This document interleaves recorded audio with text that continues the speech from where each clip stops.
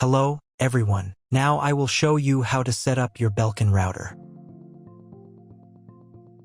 And before I start, I would like to remind you that if my video helps you, please support my work. I send half of all donations to animal shelters. All the details are in the description below. The first step is to turn on the router. Take the power adapter. Plug one end of the power adapter into a wall outlet. Connect the other end to the router.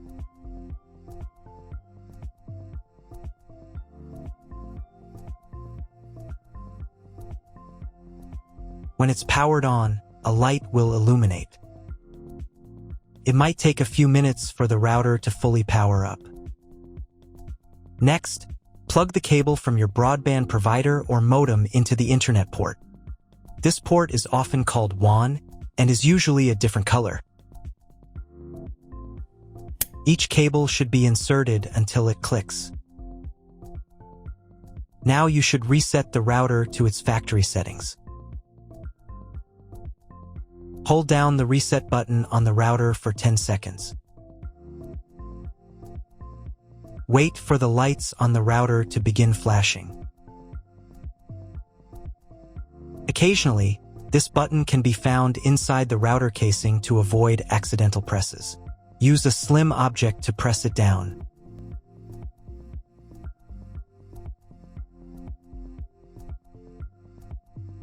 The router will reboot, resetting all the settings to their original factory defaults. Connect one end of the Ethernet cable that came with the router to an Ethernet port.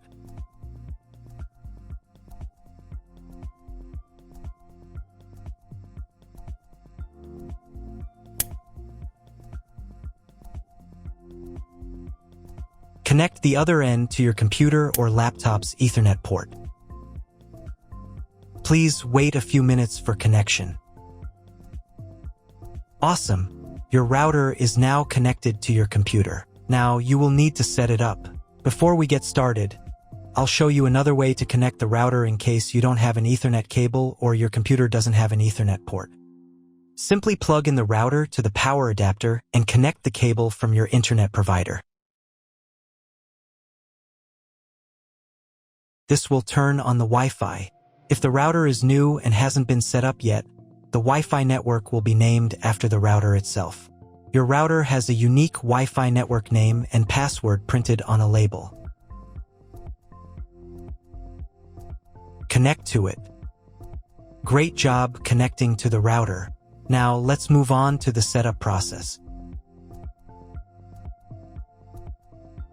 First, open your web browser and visit the URL you see on the screen. Use the URL bar instead of the search bar.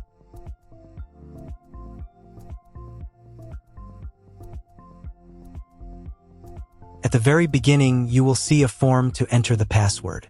Usually, it is admin or leave the field empty. If these credentials are wrong, then find label on your router. The credentials are often printed on the bottom of the device.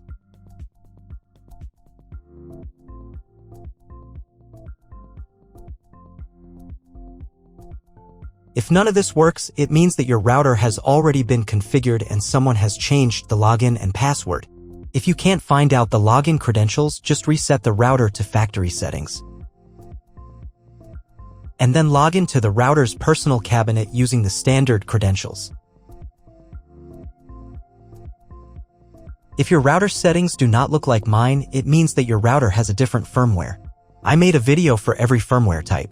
You can find all the links in the description down below.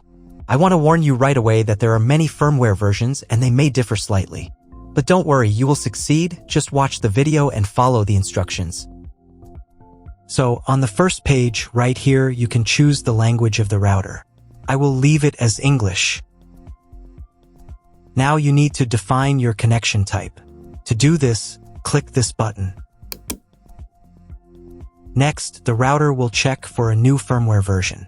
If a new firmware is available, I recommend updating it to the latest version. On the next page, you can change the name and password of your Wi-Fi network. Here, change the name. And here, change the password. The password must be at least 8 characters long.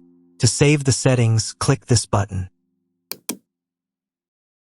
Wait about half a minute for the settings to be applied. If you were connected to the router via Wi-Fi, reconnect to the network using the new settings. Next, click this button.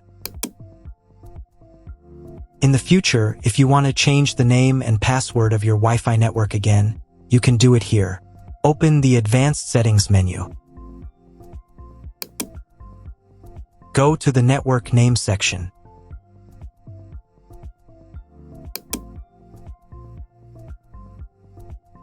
In this field, you can change the name.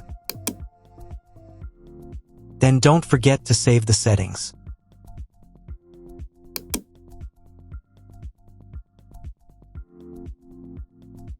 To change the password, go to the Security tab.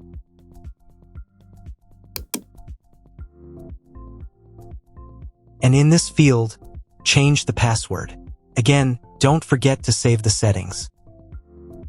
Now let's set a password for logging into the router's admin panel. To do this, go back to the main menu by clicking here. Go to Advanced Settings. Open the System Settings section.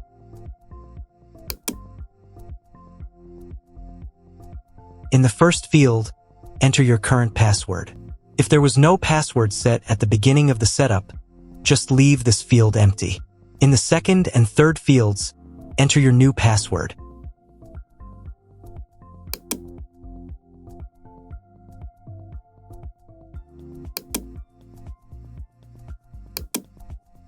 Here you can configure the login timeout. This setting determines how long your session in the router's admin panel will remain active when you're not using it. For example, if you set the timeout to 10 minutes, and you don't interact with the interface during that time, the system will automatically log you out.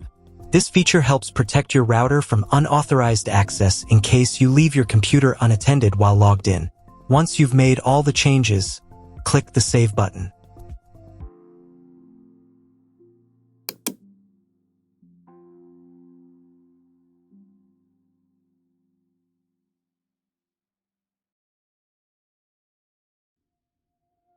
Now check if the internet is working. Just try Googling something. If there's no internet connection, you need to try cloning your MAC address. To do this, log into the router's admin panel using your new password.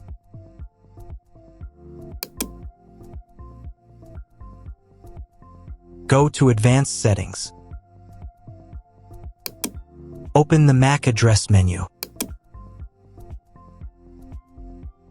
Click the Clone button.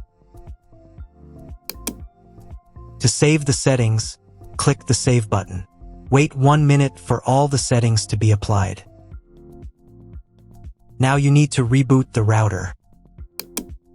To do this, go to the Restart Router menu.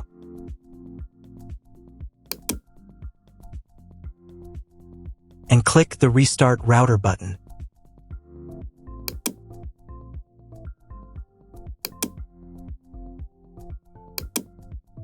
Wait a couple of minutes for the router to fully reboot. Now check if the internet is working. Just try Googling something. If the internet still doesn't work, at this point you need to call your internet provider. They will tell you exactly what type of connection you need and what additional parameters to set.